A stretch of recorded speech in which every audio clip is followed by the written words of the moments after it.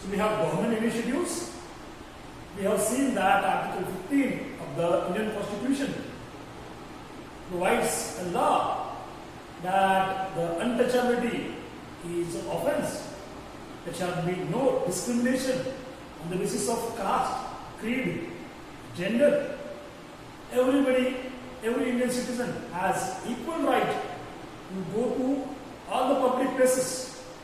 Right? These are some government initiatives. We are focusing on the midday meal scheme, which is implemented by the government for the ensuring the equality. Let's peep into the civil rights movement in America.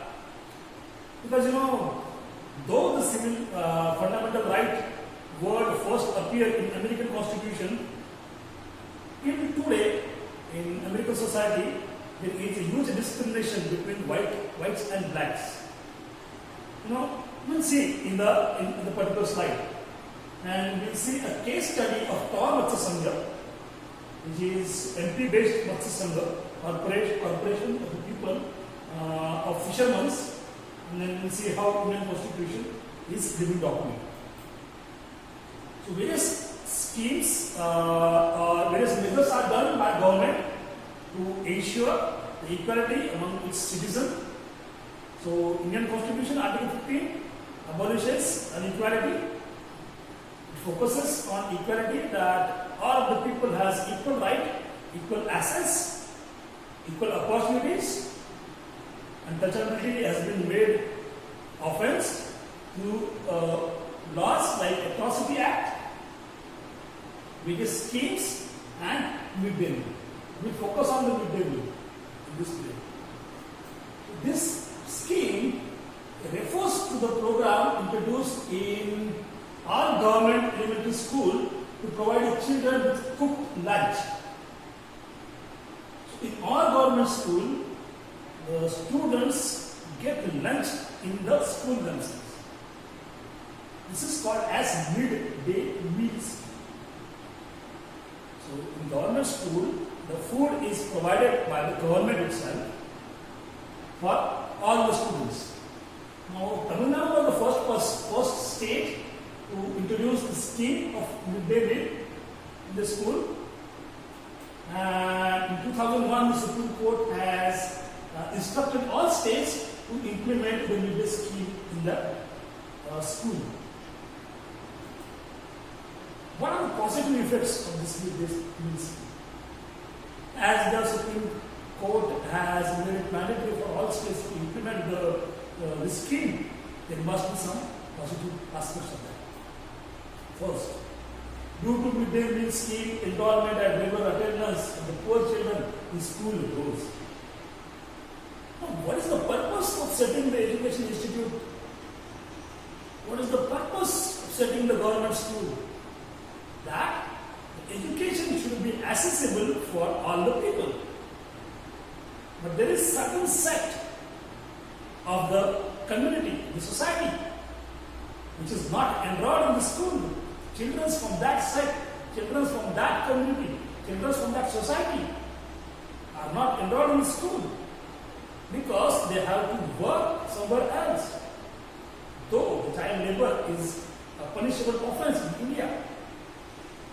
But the parent could not earn enough to enroll their kids into the school.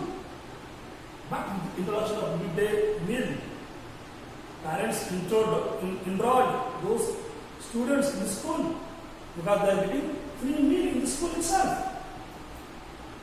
This program has increased the number of children who attend in the school. There were some children who would not come back to school after going home for the lunch. So it happened back before 20 years. In government school, the student goes to the home for taking the meal, he would not have come. But with the introduction of midday school, the student is not going to the home. He is having the meal in the school itself. So, the question of being such, women who work do not have to leave the workplace to provide lunch for the children. And the parent that used to work, the woman parent, that good for the work, they need to come to the school to feed the children before they go to the school. Midday meal. So what happened? The parent women, the mothers, no need for them to come to the home to feed the children because children are getting food at the school itself. So working conditions of women are also increased. And due to midday meal scheme, some of the lower and upper caste children eat the meal together in the school.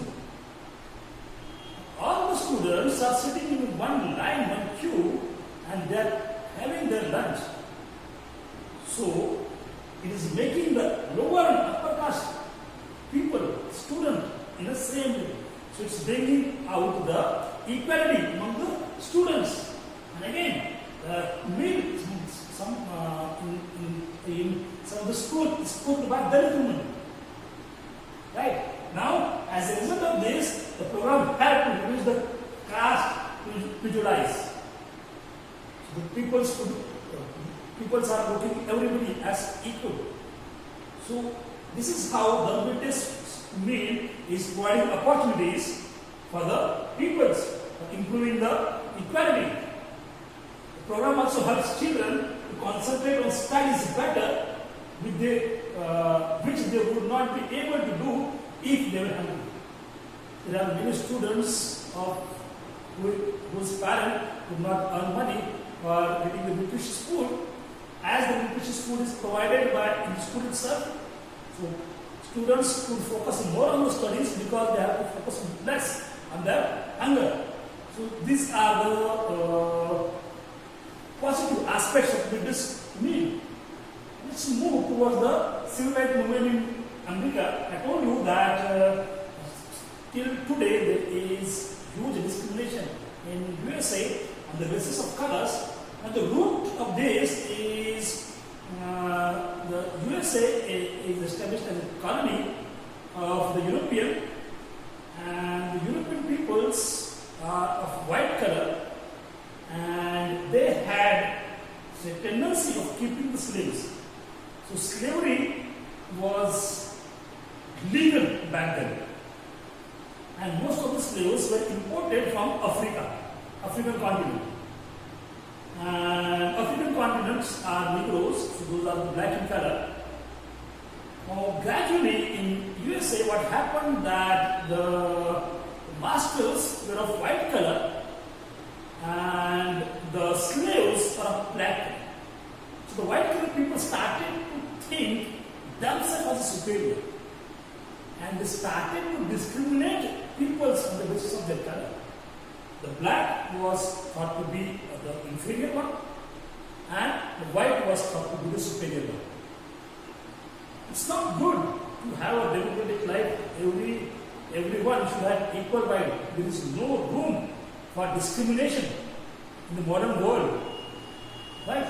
If the modern world wants to progress, there should not be any discrimination. Now, those black people were not having equal voting rights in the US. So, American civil movement was established to get the voting right for the black people. And the appeal was made that every black person is the same. Every black person also has the soul. So African Americans were treated unequally in US. For example, when traveling by bus, they either had to sit at the back of the bus or get from the seat whenever a white person is used to sit. So if they are traveling in a bus, the black peoples would have to travel in the back seat, or they will not have to sit whenever there was a white man. The civil rights movement in America was starting in the late 50s to push the equal right for African American citizens and end the racial discrimination.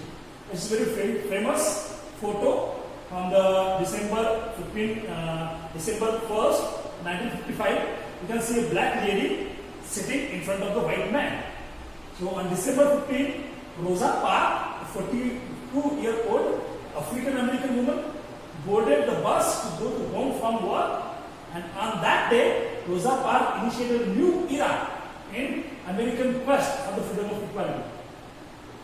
She sat in front of the white people, and it may sound very inferior to you. It was a huge step in the history of civil rights movement. She was sitting with the white man. So Civil Rights Act came in being in 1964 that prohibited discrimination on the basis of race, religion and national origin. You see, Indian Constitution was enacted in 1947. We had equality in India since 1947.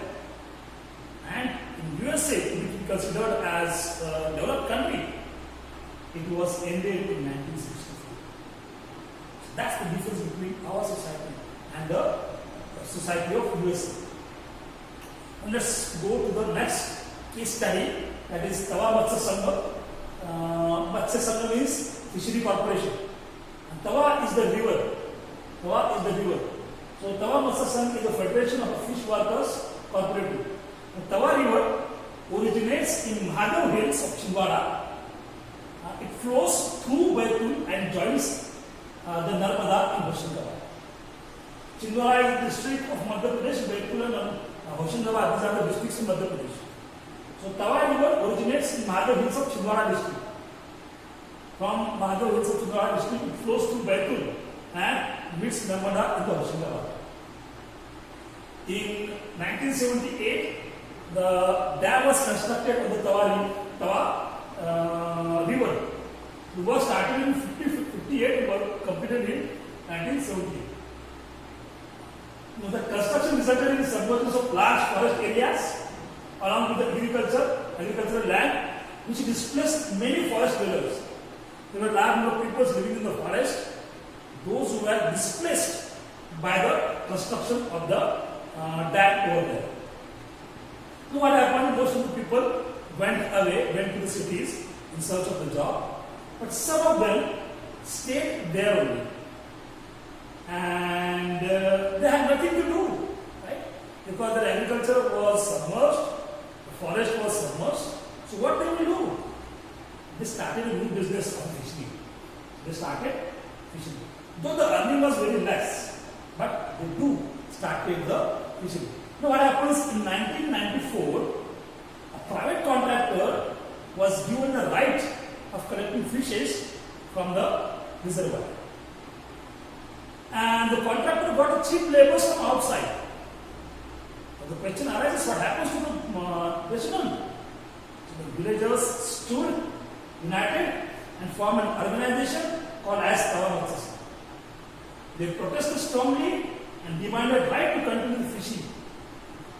And as a result, the government has to set up a committee, and the committee put forth their recommendations in 1996. It says that this corporation will have the right of fishing in the particular area. You see, the case is the people are being displaced from one place, or the livelihood of the people from the place living in the Tawa region, Tawa reservoir, was taken away. So people united themselves, formed a corporation, fought with the government, and got the right back. That's what happened in India. Because the Constitution, our law of the land, is a living document. It has something that has real meaning in our lives. It can be changed. It can be amended.